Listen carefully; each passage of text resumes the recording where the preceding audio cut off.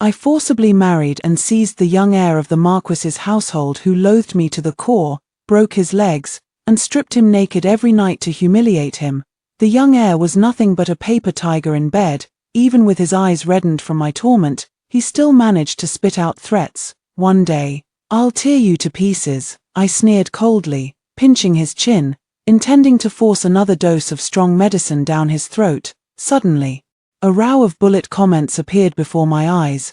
"No wonder this male lead can't get a wife with that mouth of his. Sweetheart, no need to deliberately drug him, rest assured. His lower half is far more honest than his upper half. Yang Ling puts on such a cold front. Secretly, he's just a yander who loves you to madness. Loves you so much he'd crawl through the shadows. He's hidden thousands of paintings of you in the Marquis's secret chamber.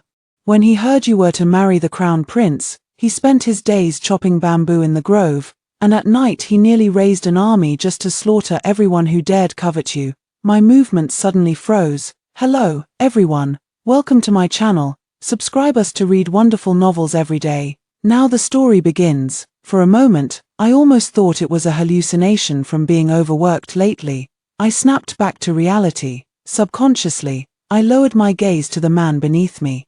His clothes were torn to shreds, and his neck and collarbone bore marks I'd left behind, stark against his pale skin, blooming with a breathtaking beauty of ravishment. Seeing me look at him, the tide of passion in his eyes receded, replaced by grief, resentment, and overwhelming hatred. "Trying to feed me medicine again." The man's icy voice snapped me out of my daze from reading the subtitles. "Have you no shame? Do you think I can't satisfy you without taking medicine?"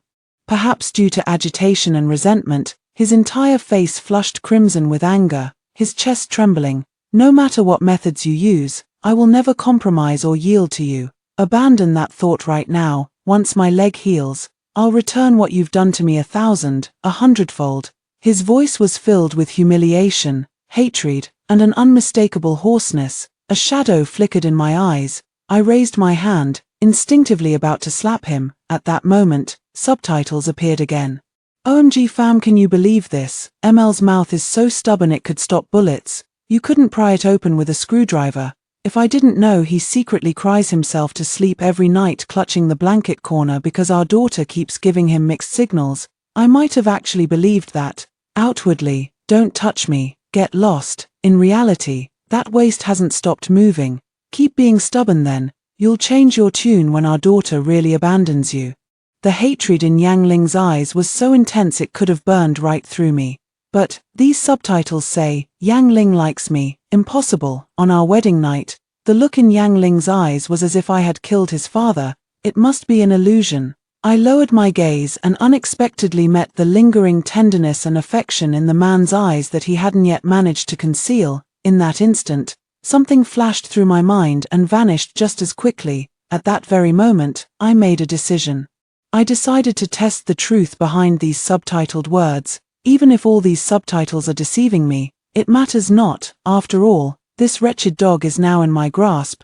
The mausoleum of Kangwa is surrounded by elite soldiers, and with his leg broken, he couldn't escape even if he grew wings. But if these subtitles are true, as this thought crossed my mind, I slowly lowered my hand. Seeing that I wasn't provoked as usual by his taunts, Yang Ling eyed me with suspicion and wariness. "Xiao Minghuang, what trick are you trying to pull this time? Is bullying a cripple like me the only thing you're good at? If you've got any real skill, wait until my leg heals before you say another word."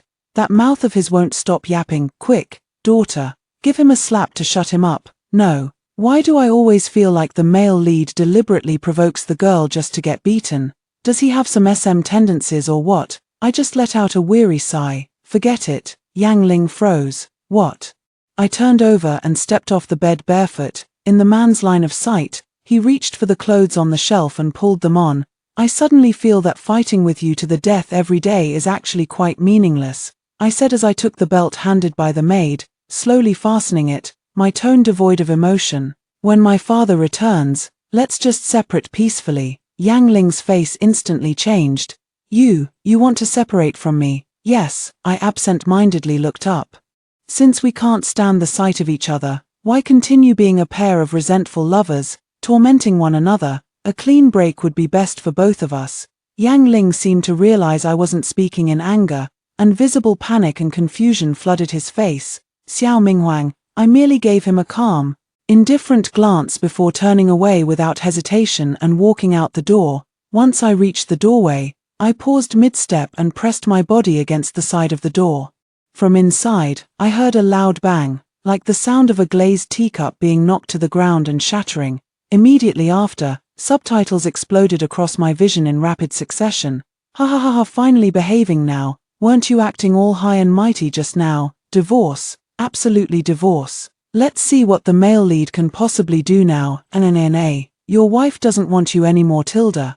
I bet the male lead is about to start crying again. The male lead is crying, he's crying. Baby girl, hurry inside and watch the drama. The next moment, a water buffalo-like wail came from behind the door. The sound was both miserable and stubborn. With such piercing force it seemed capable of lifting the roof, vibrating painfully against my eardrums. I was stunned, truth be told. Yang Ling and I could be considered childhood sweethearts. I am the daughter of the great Jin's first-rank guardian princess and the Prince of Kangwa. Yang Ling was the legitimate eldest son of the Marquis of Northern Garrison. My father, as the only non-imperial surname feudal prince of the great Jin, left for his fiefdom when I was young. I grew up in the capital with my mother, while Yang Ling, having been a sickly child since infancy, also didn't follow the Marquis to guard the northern deserts. He and I had been fighting since childhood until we grew up. Back then, I wasn't the venomous woman I am today, because I resembled my father. I possessed extraordinary strength from childhood, making it effortless for me to overpower Yang Ling single-handedly. He was truly delicate and frail. On several occasions, my beatings left him bedridden for 10 days to half a month. As we grew older, the sickly boy grew fair and handsome.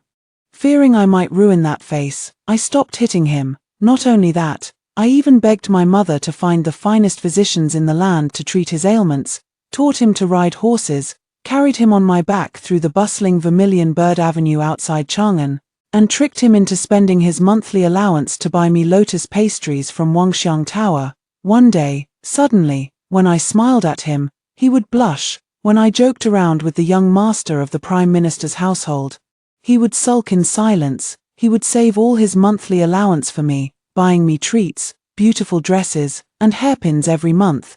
Though I lack for nothing, yet gifts from his own hands always bring me particular joy. The year I turned 13, I accidentally killed the son of the arrogant and domineering Vice Minister of War in the streets. My uncle the Emperor was furious, and under pressure from the entire court, despite my mother's desperate pleas.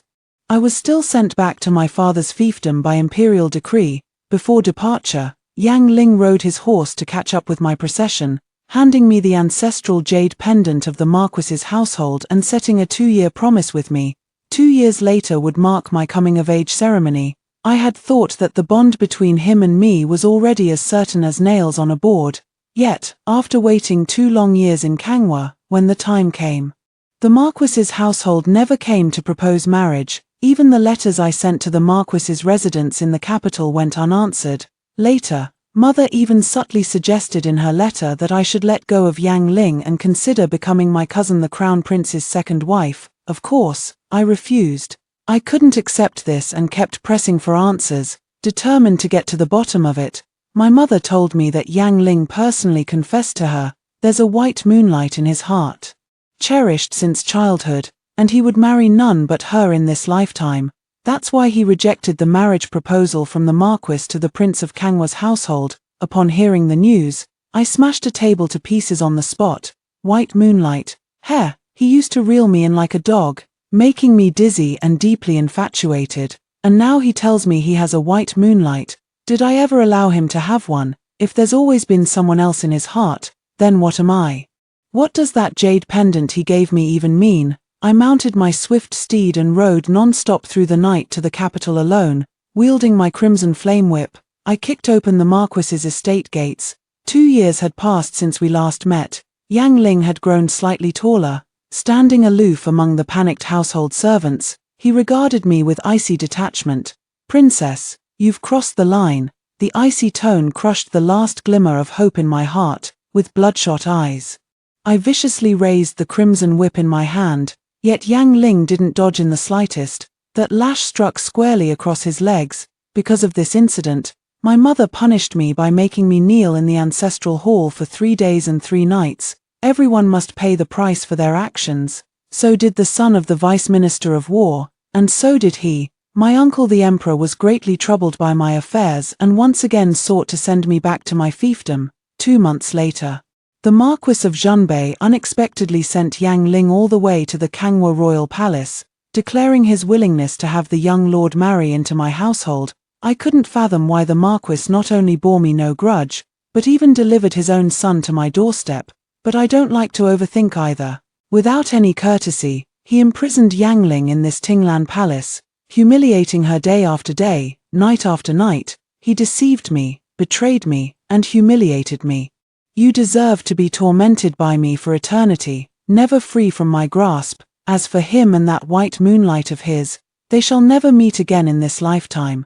Since he's kept it hidden in his heart for so many years, let him continue hiding it for the rest of his life. To linger in endless pain and remorse is the unalterable fate destined for him in this life. But now, those flickering subtitles were telling me that the man currently bawling his eyes out under the blankets, louder than a water buffalo, had only ever held me in his heart. I took a few steps toward the door. At the sound of footsteps, the crying inside abruptly stopped. When I approached Yang Ling again, the man's face was pale and clean, having regained its previous aloof indifference. He glanced up at me, then coldly turned his face away, his eyes clouded with that familiar disgust. A sudden surge of inexplicable anger flared up in my chest. He likes me but won't say it, and has made me endure his temper all these years. Does he really think I'm made of clay with such infinite patience? The man suddenly turned to look at me again, his voice hoarse and tinged with a hint of brokenness. Are you really going to divorce me? His pupils were pitch black, a mist rising in his eyes before he quickly suppressed it, leaning against the wall. I curled my lips almost imperceptibly into a faint smile. Yes, what? You haven't fallen for me and can't bear to part, have you? I watched as the moisture in his eyes grew heavier, then he turned his face away, putting on a facade of stubbornness that was really just to keep me from seeing. His voice growing colder and more rigid. I couldn't ask for more. Those words completely ignited the last of my nerves. I went up and gave him 2 slaps, then she viciously lifted his chin, looking down at him with cold disdain, and sneered, "Men who dream of catching the eye of me, Chang Le Junju Xiao Minghuang, line up from the south of the city to the north, all vying to get close to me. Do you think you're anything special? You're nothing more than a convenient plaything." I forcefully shoved his face away, watching as 2 streams of tears uncontrollably rolled down his cheeks, feeling a surge of vengeful satisfaction in my heart. "You didn't actually think I slept with you because I liked you, did you? Honestly, the only decent thing about you is this pretty face of yours. But now, I'm tired of you." With that, I ignored his suddenly pale complexion, curled my lips into a smirk, turned around, and strode out the door. According to the maidservant who guarded the door that night, the roaring of the water buffalo in Tinglan Hall lasted the entire night. I deliberately avoided seeing Yang Ling for several consecutive days. On this day, I stood in the training grounds of the Kangwa Royal Palace, lifting my bow to aim at the target center, while the commander of the Imperial Guards whispered updates about my father in my ear. "Understood," I replied indifferently. After a brief pause, the Imperial Guard commander seemed to recall something. "By the way, I secretly discovered the day before yesterday that His Highness the Crown Prince was dispatched by His Majesty to provide disaster relief in Jizhou. But he has secretly gone to Kangwa instead." I paused my movements and raised an eyebrow. "My cousin." "Understood," I frowned. "For the Crown Prince to privately meet with a feudal lord constituted rebellion. But my uncle the Emperor only had my cousin as his sole son. So this must have been done with his tacit approval. Something major might have happened in the capital." Just then, those subtitles appeared again. Sweetie, look behind you. Help, the male lead is so sneaky." I turned around and looked behind me. It was indeed Yang Ling. Seeing that I had noticed him, Yang Ling immediately put on a cold expression and started to wheel his chair away. Frowning, I gave the Imperial Guard commander a meaningful glance. He quickly strode over and blocked Yang Ling's path with the hilt of his knife. Yang Ling's expression stiffened, and she could only turn to look at me. I just happened to be passing by and accidentally disturbed the princess's pleasant mood. Please, carry on. Still pretending. The jealousy is so strong you can smell it through the screen. This is hilarious. The male lead has been refusing to take his medicine for days to get the princess's attention, but she's completely ignored him. The moment he heard she was at the training ground, he rushed over to stage a chance encounter, only to arrive just in time to hear his rival was coming. Didn't you all see? The male lead's face completely cracked when he heard his cousin was coming. This damn Yander keeps everything bottled up instead of speaking his mind, tormenting himself and others. Honestly, seeing him get slapped and whipped by the female lead every day for these past 2 years is exactly what he deserves. What does this have to do with my cousin? Get back to your Tinglan palace. Don't show your face around me unless necessary. Yang Ling's hand on the armrest suddenly clenched tightly, then she wordlessly pushed the wheelchair away. Ha ha ha, now you've settled down. Haven't you, sweetheart? Look quickly. The male lead is crying buckets while turning his back to you. Oh my god, sweetheart, maybe you should hug him. I feel like he's about to fall apart. Just then, a young eunuch hurried over to report. My lady, the prince has returned, and has come back together with His Highness the Crown Prince. Overjoyed, I immediately went to greet my father and cousin. The emperor, my maternal uncle in the capital, was gravely ill with no signs of recovery, causing various feudal lords to grow restless. This time, His Majesty had summoned my cousin the Crown Prince and my father to discuss important matters. I sat waiting on the side, just took a bite of the hibiscus pastry my father brought back from outside. I looked up. Those subtitles suddenly multiplied. Does anyone else think the male lead is currently acting like a deranged lunatic crawling in the shadows? I just saw him trying to squeeze through a dog hole to eavesdrop. But his butt got stuck. How could he not panic? This is like stacking double buffs. Our girl said she'd divorce him when her father returned, and now her father's back, and he came back with the love rival. Earlier at the training ground, when our girl got the news, she left without even glancing at him. He was so frantic he nearly jumped to his feet. The Osman thus cake in her mouth suddenly lost its sweetness. I was utterly perplexed. Why did Yang Ling regard my cousin as a romantic rival? How could his strange behavior over the years have anything to do with my cousin? Though my cousin had always treated me exceptionally well since childhood, he was 10 years my senior and behaved more like a stern elder, solemn and strict. From a young age, I would run the other way whenever I spotted him from afar. I was terrified he might catch me and quiz me about my studies. Could it be that while my cousin appears to treat me with brotherly affection on the surface, he's actually harboring deep romantic feelings for me that he's been suppressing all along? I've decided to test the waters a little. After father left, I walked up to my cousin, the Crown Prince, and presented him with a cup of tea, offering him a gentle smile. It's been so long since we last met. How have you been, cousin? The Crown Prince stared at me without blinking, his tone stiff and serious. Cousin, is your eye twitching? I intensified my efforts. This tea was carefully brewed by me. It has the effects of invigorating the spirit and calming the mind. Cousin, since we last parted, 2 years have passed in the blink of an eye. Time slips away so easily, leaving people behind. Over these 2 years, I've regretted countless times why I refused mother's proposal of marriage with you back then. My cousin shuddered all over. He spilled the tea. I quickly picked up a silk handkerchief to wipe him down. But my cousin recoiled 3 steps in fright, his pupils contracting sharply, his expression trembling as he desperately maintained the composure of a crown prince. I just remembered, there's something I need to discuss with your father. He fled past me out the door as if escaping. Reaching the doorway, he paused, then turned back to say with grave deliberation, Cousin, if your marriage proves unhappy, simply divorce Yang Ling, rest assured. I will find you the most outstanding man in all of Jin to match you. With that, he strode away without daring to look back. See, I told you so. Even if I had agreed to the marriage back then, he wouldn't have consented. In his eyes, I'm nothing but a lawless, unruly little demon. Does our girl seem like she's just testing him? Did she finally realize something's off about the male lead because of the cousin? LMAO, the cousin almost got scared into developing Parkinson's just now. Thank goodness the male lead didn't witness this scene. If he really heard these words, he'd probably want to die on the spot. Ha ha ha, the male lead is still stuck in the dog hole and can't crawl out yet. A faint smile played at the corners of my lips before I pretended not to notice. Returning to my palace, I listened to the fair-faced youth singing his melodies. It wasn't until evening that the subtitles informed me Yang Ling had finally been discovered by a passing young guard. And with everyone's combined efforts, he was carried out. Then he buried himself under the covers again, sniffling and weeping. I'm in a good mood, but when lying in bed, I found myself tossing and turning, unable to sleep. I keep feeling like I've forgotten something. The male lead's old knee injury is acting up again. Seeing him like this is a bit heartbreaking. That whip strike from the female lead back then was really too harsh. I think the male lead brought this on himself. Asking for trouble when he wasn't guilty, serves him right that our girl beat him. By the way, will the male lead's legs ever recover?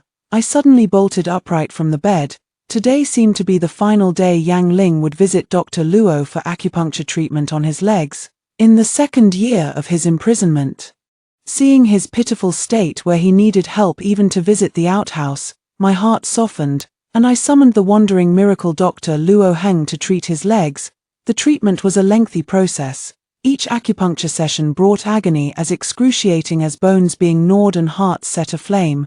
During such moments, my meager conscience would occasionally stir with unease. Moreover, if I weren't present, he would surely be restless, making a scene and throwing tantrums. I immediately got up, changed my clothes, and headed straight to the Listening Waves Hall. Just as I reached the door, I heard a loud crash from inside, followed by a man's furious roar. "Get out! Get out!" The palace maids cried out in alarm and retreated from within in unison. Luo Heng emerged in disarray carrying a medicine chest, and upon seeing me, it was as if she had spotted a savior. "My lady, you've finally arrived." The Lord Consort.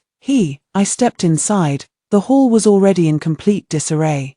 The floor was littered with shattered teacups and vases. Even the bed curtains were torn to shreds everywhere. Yang Ling lay pale on the bed, curled into a ball. I frowned. "What are you making a fuss about again?" The man heard the sound. Finally, he raised his head to look at me, but the moment our eyes met, those dark, beautiful eyes instantly welled up with tears, slightly reddening, pitiful and aggrieved. A certain corner of my heart suddenly felt damp. The poor wronged puppy. "Sweetheart, how can you hold back? Go kiss him to death. No, drain him dry. What are you here for?" He averted his gaze and turned his head away again. "If I didn't come, how could you obediently treat your leg?" I gave Luo Heng a look, and he immediately walked to the bedside, reopened the medicine chest, and took out the acupuncture tools inside. Yang Ling stopped struggling. She just muttered awkwardly, "What's the use of curing this leg anyway? You're just..." I didn't catch it clearly.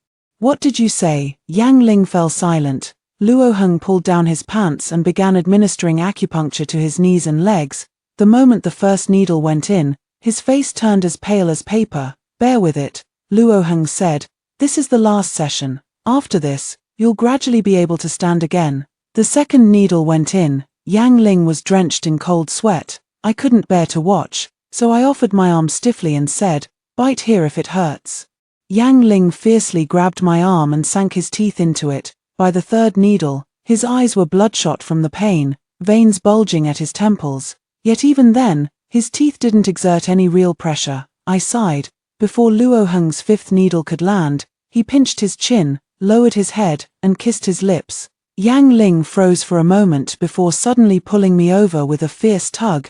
Pinning me beneath him, he turned the tables, devouring and plundering with such intensity that it nearly left me breathless. "Ah, so sweet, so sweet. Look at how fierce the male lead seems." But in reality, his lips are practically curling up to the heavens. Yang Ling was relatively cooperative during this acupuncture session. After finishing the treatment, the elderly physician Luo Heng cleared his throat awkwardly. Before leaving, he emphasized that I must stay by Yang Ling's side all night to keep watch. I had originally planned to return and have servants monitor him instead, and then she saw, the man, with reddened eyes, turned sideways and inched his way pitifully toward the inner side of the bed, deliberately making enough space for one person to lie down, outwardly, pitifully making room. In reality, "Come snuggle with me, wifey. This little man sure knows how to put on an act." I wanted to laugh, but held it back. In the end, I still climbed onto the bed. That night, rain began to fall. pattering softly, it seeped into my eardrums. It seemed to be accompanied by the faint sobbing of a man. In my dazed state, I only felt something sticky and wet on my face. When I opened my eyes, I realized that this shameless bastard was licking my face like a puppy. Between licks, he was also crying, his tears flooding like a torrent. Why don't you like me? You don't like me, yet you do this with me every day, and still married me. Why are you treating me like this? Just 2 short years and your heart has changed, even wearing the dress I gave you to confess your feelings to your cousin. How could you be so cruel to me? Xiao Minghuang, it was you who betrayed me. Boom, the thunder completely jolted me awake. What the hell? I wore the dress he gave me to confess my feelings to my cousin. How could I not remember this happening? This misunderstanding is finally about to be discovered. Sweetie, don't you remember, after your coming-of-age ceremony, you wanted to write to Yang Ling but were afraid it wouldn't be good enough, so you asked your cousin who happened to be in Kangwa at the time to help you revise it. After the revision, you even read it aloud to him, and of all the bad luck, Yang Ling happened to arrive post-haste and overheard it. Poor male lead spent a full 2 years searching for the finest Kisi silk and the best embroiderers to make a dress as a coming-of-age gift for our sweetie. In the end, he couldn't resist and secretly rushed alone to Kangwa Pass to see her, only to witness that scene. Putting myself in his shoes, my heart absolutely shattered. That's enough, my heart aches for him. Memories surged wildly through my mind. I remember, that year after receiving the dress for my coming-of-age ceremony, I was overjoyed and couldn't wait to return to the capital to see Yang Ling, to tell him of my longing and affection for him over those 2 years. So I wrote him a letter, urging him to propose marriage. In the middle of it, I did ask my cousin to help me revise it, but, in the end, because I was too shy, that letter never got sent. So, after Yang Ling sent that dress from the capital, he secretly came to Kangwa Pass to see me, and did my cousin just happen to hear me reading that love letter out loud? Such a ridiculously coincidental and melodramatic misunderstanding was more than I could process at that moment. I stood frozen for what felt like ages. The man clinging to me was sobbing quietly against my shoulder, utterly pitiful and heartbroken. I tried reasoning with him. I've never liked anyone else, nor have I wronged you. Couldn't you have just asked back then if you had a mouth? But as soon as I finished speaking, the man cried even harder, wailing like a banshee in the heavy rain. Finally driven beyond endurance by the noise, I slapped him twice across the face. He quieted down. I feel relieved, though I've learned the root of the matter. Yet I still haven't forgiven Yang Ling for it, even if it was because he misunderstood me that he treated me that way. When you get right down to it, wasn't it all because he didn't trust me? We grew up together as childhood sweethearts. Could it be that in his heart, I'm nothing but a fickle, faithless, and promiscuous woman, taking 10,000 steps back? How could I, Xiao Minghuang, ever be wrong? The next morning after waking up, Yang Ling seemed to pretend as if nothing had happened the night before, turning her head away and her back to me, still too proud to acknowledge me. I wasn't about to indulge his dog-like temper either, so I got up and left. Then, for several more days, I didn't step foot into the Tinglan Hall again, focusing solely on practicing martial arts with my cousin. The Crown Prince, the maid brought news that there was quite a commotion at Tinglan Hall. Yang Ling had reverted to his old ways, becoming irritable and refusing to take his medicine. I simply had my personal maid deliver a single message to him, and then, Yang Ling became obedient. Not only has he become well-behaved, but I also learned from the subtitles that he now takes his medicine punctually every day without any delay, when Dr. Luo comes to accompany him for rehabilitation exercises. Even the more challenging movements, he participates with great enthusiasm. The sun was shining brightly as I sparred with my cousin in swordplay. In fact, ever since that day, my cousin has been a bit afraid whenever he sees me, but seeing that I only sought his guidance for sparring, he quickly grew accustomed to it and didn't think much of it. There were only me and a few guards brought by my cousin in the military camp. Today was the famous water splashing festival within the Kangwa Pass, and the soldiers in the camp were given a rare half-day off. As sword winds clashed, I suddenly felt an inexplicable sense of unease in the surroundings. My cousin opposite me also narrowed his eyes slightly. The next instant, a piercing whistle of an arrow suddenly cut through the air. My cousin's eyes turned sharp as he raised his sword to deflect the arrow. The guards gasped in alarm, drawing their blades, assassins, protect his highness and the young mistress, at almost the same moment. 5 or 6 black-clad assassins leaped out from behind the rockery in the training ground, their swords aimed straight at my cousin's throat. I swiftly raised my sword to meet them, blades clashed, green peaks and silver edges colliding with a metallic clang. These were no ordinary foes, each one a top-tier master of the martial world. In no time at all, most of the palace attendants around had fallen to the ground. Even the personal guards by my cousin's side could only fight them to a standstill. Yet there were a full 5 or 6 of the enemy. In the blink of an eye, a death warrior seized the moment, attacking from behind as my cousin was entangled with 2 others, the sword aimed straight at his back. My pupils constricted sharply. The cousin was His Majesty's only heir. If anything happened to him, not only would the court and the country be thrown into turmoil, but those court officials in the capital would surely pin the blame squarely on my father, without another thought. I immediately turned and shielded him with my body, but the next moment, a pale, clean hand suddenly clenched the blade of the sword with a deathly grip. Before I knew it, Yang Ling had firmly positioned himself in front of me. Blood dripped from his palm as the blade slid deeper into his flesh with a sickening squelch. Yang Ling, my eyes widened in horror as I let out a hoarse, desperate scream. I raised my sword, my eyes nearly crimson with rage, and severed the head of that dead soldier. Then I turned back and gathered his body, which fell like a withered leaf, into my arms. The man's chest was soaked in vast swathes of blood, and fresh blood bubbled at the corners of his lips. He moved his lips as if trying to speak, but his face was too pale, too weak, no sound came out. The elite troops of the Kangwa royal palace arrived just in time, and the remaining dead soldiers were either captured or took their own lives. Inside the listening waves hall, basins filled with blood were carried out one after another.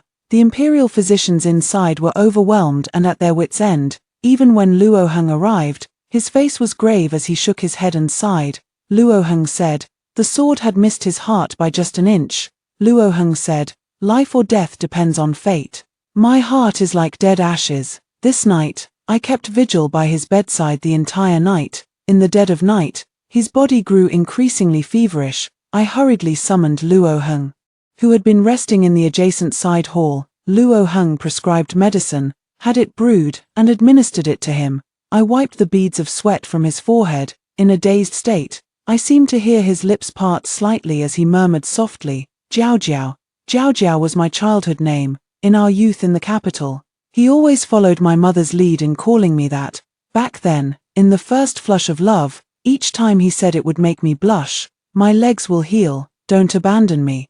That moment, all the feigned strength and perseverance crumbled to dust, and in an instant, tears streamed down my face like rain. Just because I said those words, he's been pushing himself through rehabilitation these days, which is why he could rush to shield me at that critical moment. Yet, it was me who broke his leg in the first place. After how I've treated him these past 2 years, he still only thinks of this sickly little thing. I lowered my head to kiss his forehead. My voice choked with sobs. "You need to wake up soon, please. As long as you wake up, I'll promise you anything." Fortunately, Yang Ling survived the first night. After that, he remained unconscious. I tended to him day and night for several days without rest, never leaving his side, even personally feeding him medicine and broth. On my cousin's side, the mastermind behind the scenes was also uncovered. It was someone from Prince Xiong's faction. Prince Xiong was the son of the late emperor's imperial consort. Before His Majesty ascended the throne, Prince Xiong held the highest prestige. After His Majesty's accession, Prince Xiong's faction was purged by the emperor. Now, they recklessly took advantage of His Majesty's selfish and weak nature, setting their sights on my cousin. Now they've appeared in Kangwa. Their gathering den must be near Kangwa. My cousin decided to lure them out, find evidence, and wipe them out in one fell swoop. That day, I was cleaning Yang Ling's body. No one knew where Luo Heng had found the medicine, but the wound on Yang Ling's chest had gradually scabbed over and was even beginning to flake off. Yet Luo Heng remained as frantic as an ant on a hot pan, pacing back and forth in the room while muttering to himself, "This shouldn't be happening. He should have woken up by now. How could this be?" As I wiped Yang Ling's palm, I was just about to speak up to comfort Luo Heng, suddenly noticed The man hooked me with the pad of his little finger, then, as if afraid of being noticed, that little finger pretended nothing happened as it withdrew. I saw it. That bastard woke up. Watching this now breaks my heart. Though the bastard is cowardly, stubborn, and keeps putting on a tough act, the male lead's love is truly something to behold. The male lead must be pretending to be sick so the girl will take care of him for a few more days. So sneaky. The corner of my lips lifted almost imperceptibly. Perhaps he's always been delicate, so his recovery is slower than others. Luo Heng stroked his beard and nodded in agreement. That's not entirely impossible, my dear daughter, you're just spoiling him. After Luo Heng left, I set down the embroidered handkerchief and pinched the man's cheek. He didn't move. I pinched his nose again. Still, he didn't move. Frowning, I tugged at both his ears. He's quite adaptable.